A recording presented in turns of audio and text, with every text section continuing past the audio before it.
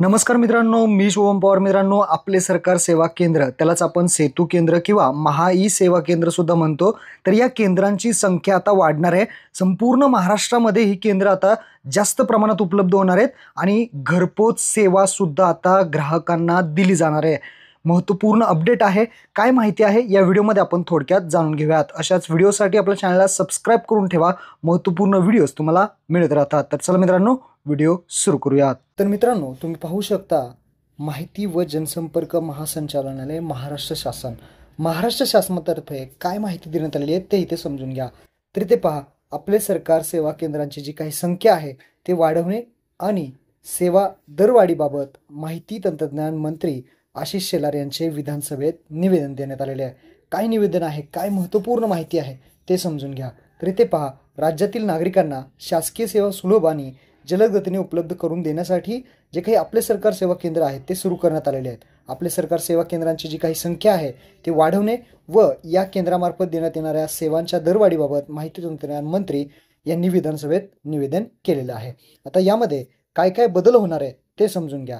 तर इथे पहा, राज्यातील ग्रामीण व शहरी भागातील नागरिकांना विविध शासकीय सेवांचा लाभ मिळण्यासाठी लागणारा श्रम, निधी व वेळ यांचा अपव्यय टाळता यावा व त्यांना माहिती तंत्रज्ञानाच्या साहाय्याने विविध मुदतीत विविध विभागांच्या सुविधा मिळवण्यासाठी राज्यात आपले सरकार सेवा केंद्राची स्थापना करण्यात आलेली आहे. परंतु लोकसंख्येच्या तुलनेत आपले सरकार सेवा केंद्रांची संख्या कमी आहे आणि आपले सरकार सेवा केंद्र स्थापन करण्याचे सुधारित निकष जाहीर केलेले आहेत. तर इथे पहा, सुधारित जे काही निकष आहेत ते काय आहेत ते समजून घ्या.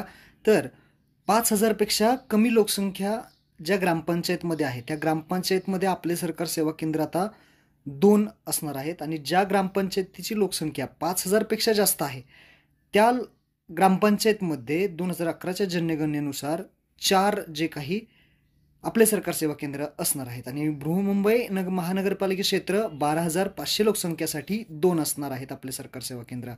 आणि तसेच जर पाहिलं तर इतर जे काही महानगरपालिका व नगरपरिषद असतील त्यांच्यासाठी 10,000 लोकसंख्येसाठी 2 आपले सरकार सेवा केंद्र आणि प्रत्येक नगरपंचायतमध्ये 2 असे असणार आहे. 5,000 पेक्षा जास्त लोकसंख्या असेल नगरपंचायतीत त्यामध्ये 4 अशा प्रकारे असणार आहे. ही गोष्ट लक्षात ठेवा. आता यामध्ये सुधारित सेवा दर सुद्धा आहे. जसं की पाहू शकता की सेवा शुल्क सुधारितमध्ये दर 50 रुपये, राज्य सेतू केंद्राचा वाटा 2.5 रुपये राहणार आहे, महाआयटीचा वाटा 10 रुपये आणि जिल्हा सेतू सोसायटीचा वाटा 5 रुपये. आपले सरकार सेवा केंद्र चालकाचा जो काही वाटा आहे तो 32 रुपये असणार आहे.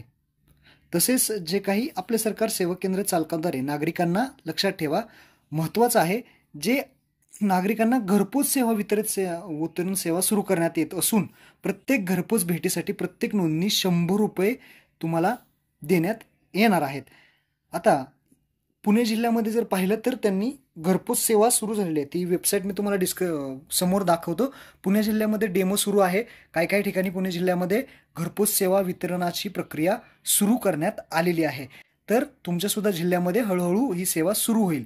आता जे काही आपले सरकार सेवा केंद्र चालक आहेत त्यांना इथे 100 रुपये देण्यात येणार आहेत असं सुद्धा सांगितलंय आणि अर्जदाराकडून सुद्धा 50 रुपये जे आहेत ते घ्यायचे आहेत. आता ते सुद्धा सांगितले. काय सांगितले पाहू शकता इथे की संबंधित केंद्र चालकाद्वारे अर्जदाराकडून आकारण्यात येणाऱ्या शुल्काची विभागणी महाआयटीद्वारे होणार आहे, ज्यामध्ये बुकिंगसाठी 20% आणि आपले सरकार सेवा केंद्र चालकांना 80% रक्कम जे आहे ते मिळणार आहे.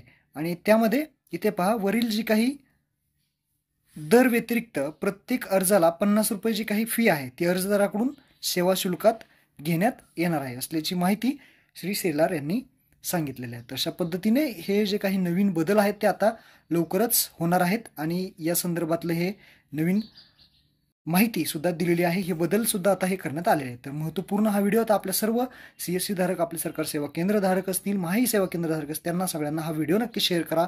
धन्यवाद. जय हिंद, जय महाराष्ट्र.